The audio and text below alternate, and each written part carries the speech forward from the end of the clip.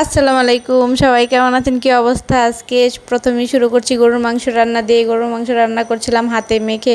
কয়দিন ধরে রাইসার আব্বু আবদার করছিল গরুর মাংস আর পোলাও খাবে, তো কি করব, জামাইয়ের আবদার তো পূরণ করতেই হবে, সেজন্য জামাইয়ের আবদার পূরণ করছিলাম। তো আমি সব ধরনের গরম মশলা দিয়ে একদম সব পেঁয়াজ রসুন দিয়ে হাতে ভালোভাবে মেখে তারপরে মাংসটা বসিয়ে দিব। তো হাতে মেখে মাংসটা রান্না করলে রাইসার আব্বু বেশি পছন্দ করে। তো এই তো ভালোভাবে মেখে একটু হাত ধোয়া পানি দিয়ে বসিয়ে দিলাম। তো এই তো মাংস প্রায় কষানো হচ্ছে। তো কষানো থেকেই রাইসার আব্বু বারবার এসে দেখছিল যে মাংস কেমন হয়েছে। তো এত সুন্দর ঘ্রাণ বের হয়েছে, তো খেতেও অনেক মজা হয়েছিল। এই তো নাড়াচাড়া দিয়ে আবার ডেকে দেব আর কিছুক্ষণ। এই তো পোলাও মাংস রান্না করব, রোস্ট রান্না করব না সেটা কি হয়? সাথে আবার বাচ্চাদের জন্য রোস্ট রান্না করলাম, কারণ রোস্ট ছাড়া আমাদের গরুর মাংস তো চলবেই না। রোস্ট আমাদের বাসায় আমার হাতের রোস্ট খুব বেশি পছন্দ করে, সেজন্য রোস্ট করতেই হবে। এই তো গরুর মাংসের মধ্যে একটু গরম মশলাও দিয়ে দিলাম। গরম মাংস দিয়ে আবার একটু কষিয়ে পরে দিয়ে দিব ঝোল। তো এই তো আমার রান্না বান্না হচ্ছে। তো ঈদের তো অনেক দিন সময় কাটালাম, বাচ্চাদের স্কুল বন্ধ ছিল। এই তো আবার স্কুল খোলা হয়ে যাবে, আবার আগের রুটিনে চলে যাব। তো সবার ঈদ কেমন কাটলো, ছুটির দিনগুলা কেমন কাটলো? আমার তো বেশ আলহামদুলিল্লাহ ভালোই কেটেছে। এই তো ঝোল দিয়ে আমি এখন মাংস নাড়াচাড়া করে ঢেকে দেব। আর ওইদিকে দেখি সায়ান আর তার বাবা নামাজে যাওয়ার জন্য রেডি হচ্ছে। তো এই তো তারা নামাজে যাচ্ছে, বাবা ছেলে একসাথে নামাজে যাওয়ার দৃশ্যটা আসলে অনেক সুন্দর। আর আমার কাছে তো মনে হয় পৃথিবীর অন্যরকম একটা আনন্দের মুহূর্ত। আমার কাছে খুবই ভালো লাগে একসাথে তাদের দুজনকে নামাজে যেতে দেখলে। তো এই তো নামাজে তাদেরকে বিদায় করে দিলাম। বিদায় দিয়ে আবার দেখতে আসলাম মাংসটা এই আমার হয়ে গিয়েছে, একদম সুন্দর কালার হয়েছে এবং খেতেও অনেক মজা হয়েছিল। এই তো আমি আবার এখন পোলাও রান্না করতে চলে আসলাম। এই তো পোলাওয়ের চালটা ভালো করে ভেজে নিচ্ছিলাম, কারণ পোলাওয়ের চাল যত বেশি ভাজা হয় ততই খেতে মজা হয়। এই তো দিয়ে দিলাম পরিমাণ মতো পানি দিয়ে ডেকে দিয়েছিলাম। তো এই তো এখন দেখতে আসলাম যে পোলাওটা কেমন হয়েছে। সেদিকে পানিটা শুকিয়ে একদম পোলাওটা একদম পারফেক্ট এবং ঝরঝরে হয়েছে। তো খাওয়া দাওয়া শেষ করে দুপুরের তখন আমরা একটু ভাবলাম একটু বাহির থেকে একটু ঘুরে আসি।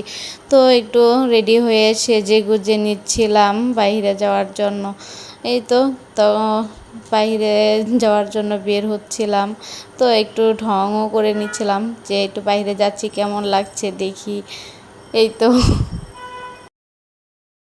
রাইসার আব্বু বলছিল যে না সুন্দর লাগছে, সেজন্য তো মনটা আরও বেশি খুশি খুশি হয়ে গেল। এই তো বের হয়ে গেলাম বাইরে যাওয়ার জন্য।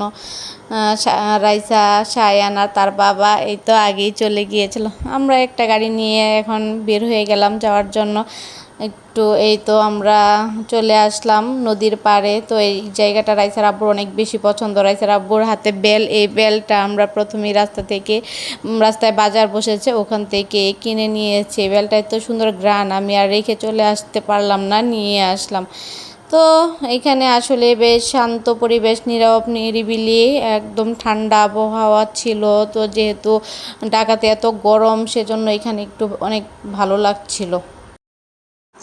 তো এখানে বসে বসে নৌকা, তারপরে অনেকে এখানে আসছিল, এসে নৌকায় চড়ছিল, আমরাও দেখছিলাম। তো রাইসার আব্বু বললো নৌকা চড়ার জন্য। তো আমি বললাম যে না, নৌকা চড়ার থেকে এখানে বসে এনজয় করাটাই আমার কাছে বেশি ভালো লাগছিল, কারণ নদীর পাড়ে ঠান্ডা বাতাস আর এখানে একদম নীরব পরিবেশটা আমার কাছে বেশি ভালো লাগছিল নৌকায় চড়া থেকে। তো রাইসার আব্বু বারবারই তার বেলটা দেখাচ্ছিল যে বেলটার ঘ্রাণ অনেক ভালো, আর আমার কাছে মনে হচ্ছে অনেক ভালো হবে। তো যাই হোক, সব মিলিয়ে আমাদের এখানে অনেক বেশি ভালো লাগছে। আমরা সবাই মিলে এখানে বেশি আসি আর বেশি সময় কাটাতে এখানে বেশি পছন্দ করে রাইসার আব্বু। এটা হলো পূর্বাঞ্চলের লেক পার। তো আমরা এখানে একটু বেগুনিও খেয়েছিলাম, গরম গরম একদম মচমচে ভাজা বেগুনি। তো বেগুনি খেয়ে আমরা চলে আসলাম বাহিরে। তো বাহিরে এখানে একটু দেখছিলাম যে আর কি পাওয়া যায় বাজারে। তো বাজারে ওই তো বাজার, ওই বাজার থেকে শুধু বেলটাই নেওয়া হয়েছে, আর কিছুই আমার ভালো লাগে নাই, তাই নেওয়া হয় নাই। তো আমরা রিক্সায় চড়ে আমরা নীলা মার্কেট যাচ্ছিলাম। রিক্সায় চড়তে অনেক বেশি ভালো লাগছিল, কারণ ঠান্ডা ঠান্ডা আবহাওয়া, আর ওইখানে তো কোনো জ্যাম নাই, সেজন্য আরও বেশি ভালো লাগে রিক্সায় চড়তে। তো এই তো এইখানে আমরা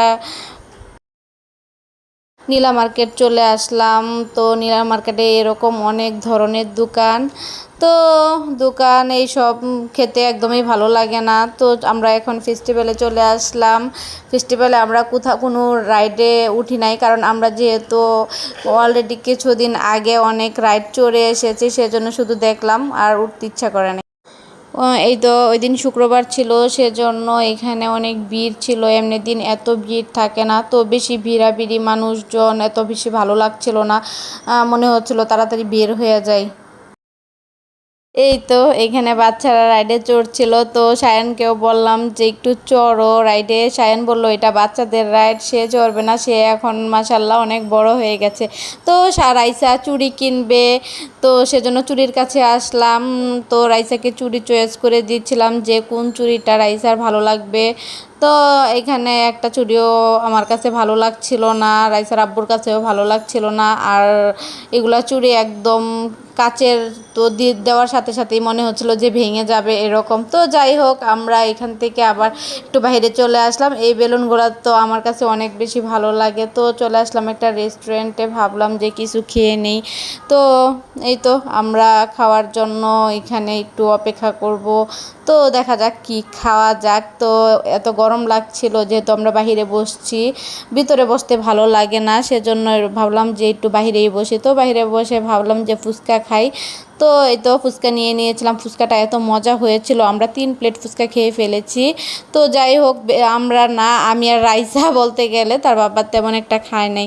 তো লাস্টে টকও বেশি খেয়ে নিয়েছিলাম। তারপরে চলে আসলাম মিষ্টি কিনতে, এত বড় বড় মিষ্টি। তো দেখছিলাম যে কোন মিষ্টিটা নেওয়া যায়। তো আমার কাছে তেমন একটা ভালো লাগে নাই, সেজন্য আর এখান থেকে আর মিষ্টি কোনো নেওয়া হয় নাই।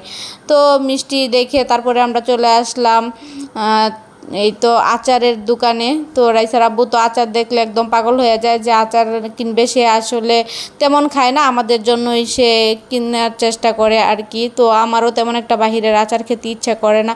তো এখানে অনেক ধরনের আচার ছিল। তো রাইসার আব্বু 2-3টা আচার মিক্সড করে নিয়েছিল। তো আমরা একটু খেয়েও ছিলাম, অনেক ঝাল ছিল, প্যাকেটে দিয়েছিল। পরে আবার আচারটা আমরা হারিয়েও ফেলেছি। এই তো আচার, দোকানদার আচার সুন্দরভাবে সব মিক্সড করে নিয়ে আবার উনি মাখিয়ে দিচ্ছিল।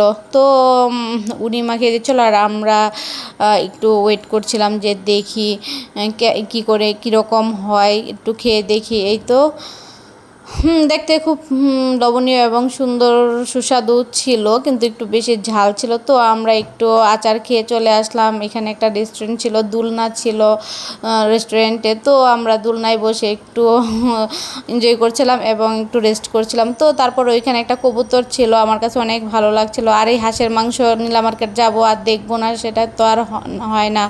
তো এই তো এগুলা দেখে আমরা চলে আসলাম এখন ফ্রুটসের দোকানে। এখন ফ্রুটস নিব, ভাবছি কি নেওয়া যায়। এই তো সায়ান দেখছে যে সে কি নিবে। তো আমরা এখন নিয়ে বাসায় চলে আসলাম। নিয়েছিলাম লিচু, আর নিয়েছি লটকন, তারপরে নিলাম জাম। এই তো এইগুলা ছিল কালকে আমাদের ফলের মেনু। তো জামটাও অনেক মজা ছিল, অনেক মিষ্টি ছিল, বুঝতে পারি না, না হলে আরও একটু বেশি করে নিয়ে আসা যেত। তো যাই হোক, আমাদের সব মিলিয়ে আমাদের ঘোরাঘুরি খুব ভালো কেটেছে। তো আজকে এই পর্যন্তই, আল্লাহ হাফেজ।